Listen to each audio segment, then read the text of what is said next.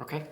This one is what martial art should I do? I had a little frog in my throat. Um, and the most important thing is the teacher. That's more important than the art. So if you're going into you have to do in person and what's in your local community and with like limited travel if you're going to do it regularly. And once you get the formal training, then you can go off and train on your own more. Um, a lot just like bodybuilders as well. Like a bodybuilder, they have to learn in person and get formal training. And then after that, they can train themselves and kind of go off on their own. But you generally need that formal training before you know what to work on. And so the teacher is more important than the style generally, because you're going to get better knowledge and be able to expand from there. And then a lot of styles can also be broad and broad and accommodating. Like a boxer, you know, you have short and stocky boxers, and you have tall, lanky boxers. Um, uh, so it's kind of difficult to get to where you're just a total mismatch of the style, to where it just doesn't suit your body type. And also, if you start younger before your body's finished growing, you may not know what style particularly suits your body type, because your body type may change. Um, uh, yeah, yeah, it can change. You can go from like an endomorph to an ectomorph, or something like that. Um, so so the teacher is pretty important. So uh, if I were starting again, I'd look in my local area for the right teachers, interview them, and then see who seems more knowledgeable and personable. And so there are benefits to like a big chain, and there are also drawbacks. But uh, a big chain is probably the safer bet. Like you're probably going to get something good, and the more I guess promising or more potential you have, the more chance you have to get more attention and personalized training, which is kind of like the main feature of not being a chain. um, so like a really, there are a lot of really bad teachers out there as well. So it's one of those things where you might not want to jump into because most people try to hide try to hide those traits. Um, so it may take a while to detect and unearth that they're really not a good teacher, and may not be helping you out. They might try to hurt you more than they help you. And particularly in martial arts because it's violent, and so it attracts people who are attracted to violence and stuff. Um, and you can also get a lot of jealous teachers, so it's better if you get a teacher who's a lot older than you, generally, because they wouldn't be directly competing with you, which can cause problems right away. Um, so like a smaller school may have benefits. It could be something really good. That's kind of like how all the movies go and stuff like that, where they stumble upon some kind of incredible teacher who trains them and makes them advance a lot really fast. But you have to be a lot of luck or some kind of like divine coincidence of some sort. Um, but yeah, there's a movie like that, this Billy Blanks movie that I saw a long time ago. and I didn't know it was Billy Blanks, but the movie stood out in my mind. It's called Showdown, and then I watched it because YouTube recommends these old martial arts movies that I've been watching. And Billy Blanks was basically a janitor. Like he was an old cop, and then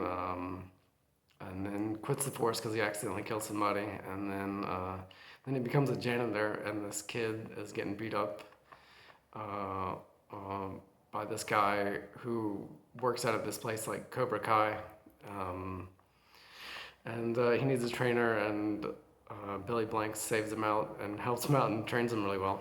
Um, so something like that could happen, but I guess it would be pretty rare and not likely, but um, it could happen.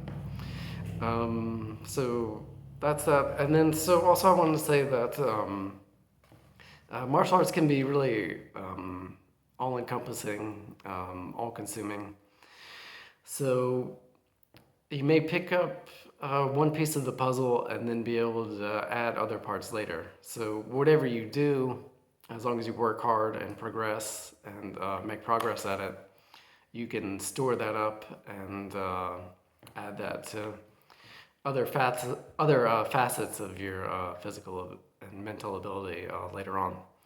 So this includes like a sport, so you can get a lot of good physical training and coordination and all that from sports, or a really physical job. You can learn a lot like that, just like the first Karate Kid, where he does all that work. It's like physical work, which gets body coordination, which gets you really strong and coordinated, which he just transfers into the technique. So it may not be a martial art at all. It may be like a sport or a work of some sort. Which is also a lot of the monks, like kung fu monks and stuff like that, and they get a lot of their strength from physical work. So also I wanted to say that, yeah, like an older person who's done growing may be able to spot what type of martial art they have a desire for or that suits them better than a kid who's not finished growing. And then the benefits and what a lot of people do martial arts for is for health, self-defense, optimizing yourself, being the best you can be, mental strength and alertness and all that. And then also a community of like a club, like a community that they belong to that helps each other out. So, yeah, also the mental part, I wanted to say that that's also a big part of the martial arts. There's like knowledge accumulation and problem solving. The martial arts help out with, and that also a non-martial art activity like a sport or a job may help out with as well. Let's see if I'm missing any. Yeah, so yeah, one of the big benefits, the safer bet of a larger school is professionalism, and it's like a better gamble. Like if you were going to gamble on it, it's like the safer bet. But a smaller school or something like that, you may stumble across something really well. So you have to interview the teacher and make sure they seem agreeable. And that may take time as well because they can hide some things on first impressions. So that's... yeah, that covers it pretty well. The other point I missed was a coach or martial arts teacher. Once they get to know you and everything, they can probably direct you to another martial art or something like that, or another activity that would suit you well, instead of trying to figure out yourself. Although most of the traditional martial arts, once you go in there, they don't want you sharing information or learning from other schools. it's generally like a safer thing to do, especially when the world was less interconnected as well. Um, and it's still like a generally a safer thing, but it's more common with traditional martial arts because they're much older, um, and about they have like a really old tradition as well, and so they're careful about who they teach and what they teach to who, and some of them they can just drag along students and not really teach them anything, or they can pick certain students and help them out quite a bit. So yeah, that covers it. So let me know what you think if you have any unique takes or anything like that on the subject. So thanks for watching, and stay tuned for more.